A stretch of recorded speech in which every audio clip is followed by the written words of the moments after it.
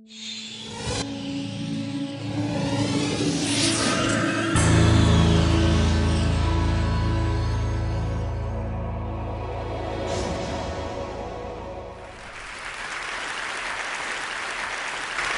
System D, this is a store.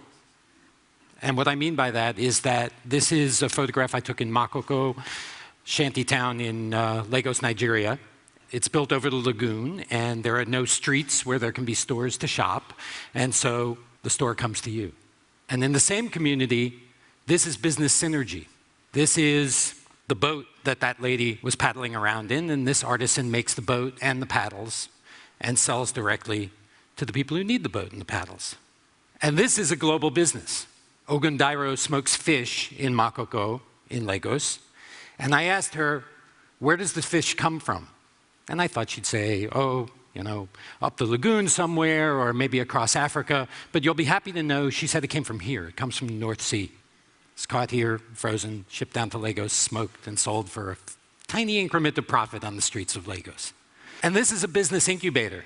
This is Olusosun Dump, the largest garbage dump in Lagos, and 2,000 people work here. And I found this out from this fellow, Andrew Saboru. Andrew spent 16 years scavenging materials on the dump, earned enough money to turn himself into a contract scaler, which meant he carried a scale and went around and weighed all the materials that people had scavenged from the dump. Now, he's a scrap dealer. That's his little depot behind him. And he earns twice the Nigerian minimum wage. This is a shopping mall. This is Oshodi Market in Lagos. Jorge Luis Borges had a story called the Aleph, and the Aleph is a point in the world where absolutely everything exists.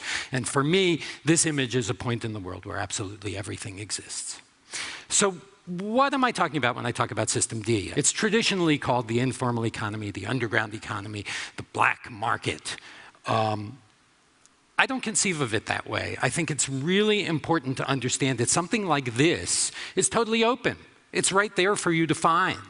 All of this is happening openly and above board. There's nothing underground about it. It's our prejudgment that it's underground. I've pirated the term System D from the former French colonies. There's a word in French that is débrouillardise, that means to be self-reliant. And the former French colonies have turned that into System D for the economy of self-reliance, or the DIY economy. But governments hate the DIY economy. And that's why I took this picture in 2007, and this is the same market in 2009. And I think when the organizers of this conference were talking about radical openness, they didn't mean that the streets should be open and the people should be gone. I think what we have is a pickle problem. I had a friend who worked at a pickle factory, and the cucumbers would come flying down this conveyor belt, and his job was to pick off the ones that didn't look so good and throw them in a bin labeled relish, where they'd be crushed and mixed with vinegar and used for other kinds of profit.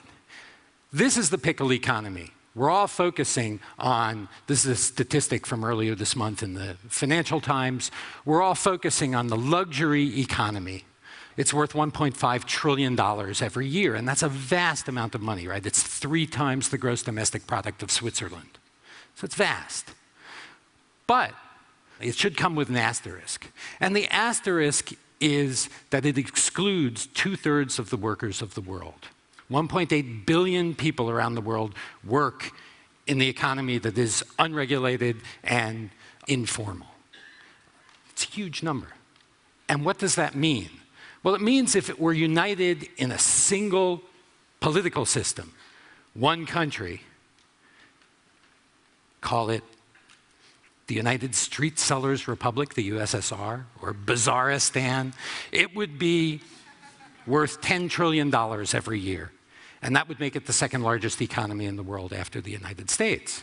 And given that projections are that the bulk of economic growth over the next 15 years will come from emerging economies in the developing world, it could easily overtake the United States and become the largest economy in the world. So the implications of that are vast, because it means that this is where employment is, 1.8 billion people, and this is where we can create a more egalitarian world because people are actually able to earn money and live and thrive, as Andrew Saboru did. Big businesses have recognized this. And what's fascinating about this slide, it's not that the guys can carry boxes on their heads and run around without dropping them off. It's that the Gala sausage roll is a product that's made by a global company called UAC Foods that's active throughout Africa and the Middle East. But the Gala sausage roll is not sold in stores. UAC Foods has recognized that it won't sell if it's in stores. It's only sold by a phalanx of street hawkers who run around the streets of Lagos, at bus stations, and in traffic jams, and sell it as a snack. And it's been sold that way for 40 years. It's a business plan for a corporation. And it's not just in Africa. Here's Mr. Clean looking amorously at all the other Procter & Gamble products. And Procter & Gamble, you know, the statistic always cited is that Walmart is their largest customer. And it's true as one store, Walmart buys 15%, does 15% of Procter & Gamble's businesses with Walmart. But their largest market segment is something that they call high-frequency stores, which is all these tiny kiosks and the lady in the canoe and all these other businesses that exist in System D, the informal economy.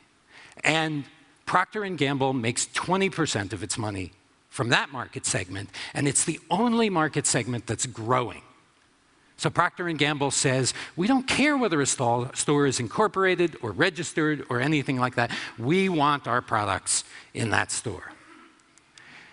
And then there's mobile phones. This is an ad for MTN, which is a South African multinational active in about 25 countries. And when they came into Nigeria, Nigeria is the big dog in Africa. 1 in 7 Africans is a Nigerian. And so everyone wants into the mobile phone market in Nigeria. And when MTN came in, they wanted to sell them mobile service like I get in the United States, or like people get here in the UK or in Europe. Expensive monthly plans, you get a phone, you pay overages, you're killed with fees. And their plan crashed and burned. And they went back to the drawing board and they retooled, and they came up with another plan. We don't sell you the phone. We don't sell you the monthly plan. We only sell you airtime. And where's the airtime sold? It's sold at umbrella stands all over the streets where people are unregistered, unlicensed, but MTN makes most of its profits, perhaps 90% of its profits, from selling through System D, the informal economy. And where do the phones come from? Well, they come from here. This is in Guangzhou, China. And if you go upstairs in this rather sleepy-looking electronics mall, you find the Guangzhou Dashatou Second-Hand Trade Center. And if you go in there, you follow the guys with the muscles who are carrying the boxes. And where are they going? They're going to Eddie in Lagos. Now, most of the phones there are not second-hand at all. The name is a misnomer. Most of them are pirated. They have the name brand on them, but they're not manufactured by the name brand. Now, are there downsides to that? Well, I guess, you know, China has no intellectual property, right? Versace without the vowels, Jomani instead of Armani, Gucci. And all around the world, this is how products are being distributed. So for instance, in one street market on Rua 25 de Março in São Paulo, Brazil, you can buy fake designer glasses, you can buy cloned cologne, you can buy pirated DVDs, of course, you can buy New York Yankees caps in all sorts of unauthorized patterns. You can buy cuecas baratas, designer underwear that isn't really manufactured by a designer, and even pirated evangelical mixtapes. Now, businesses tend to complain about this, and I don't want to take away from their entire validity of complaining about it, but I did ask a major sneaker manufacturer earlier this year what they thought about piracy. And they told me, well, you can't quote me on this because if you quote me on this, I have to kill you. But they use piracy as market research. The sneaker manufacturer told me that if they find that Pumas are being pirated or Adidas are being pirated and their sneakers aren't being pirated, they know they've done something wrong. So it's very important to them to track piracy exactly because of this. And the people who are buying the pirates are not their customers anyway, because their customers want the real deal. Now, there's another problem. This is a real street sign in Lagos, Nigeria. All of System D really doesn't pay taxes, right? And when I think about that, first of all, I think the government is a social contract between the people and the government. And if the government isn't transparent, then the people aren't going to be transparent either. But also that we're blaming the little guy who doesn't pay his taxes, and we're not recognizing that everyone's fudging things all over the world, including some extremely respected businesses. And I'll give you one example. There was one company that paid 4,000 bribes in the first decade of this millennium. And $1 million in bribes every business day, right? All over the world. And that company was the big German electronics giant, Siemens. So this goes on in the formal economy as well as the informal economy. So it's wrong of us to blame. And I'm not singling out Siemens. I'm saying everyone does it, okay? I just want to end by saying that if Adam Smith had framed out a theory of the flea market instead of the free market, what would be some of the principles? First, it would be to understand that it could be considered a cooperative. And this is a thought from the Brazilian legal scholar Roberto Mangabeira Unger. Cooperative development is a way forward. Secondly, from the Swiss anarchist philosopher Paul Feyerabend, facts are relative.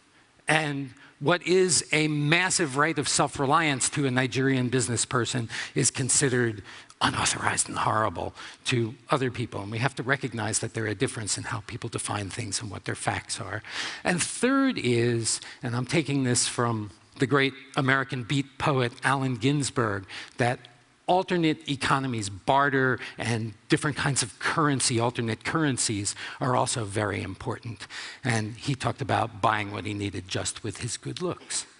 And so I just want to leave you there and say that this economy is a tremendous force for global development, and we need to think about it that way. Thank you very much.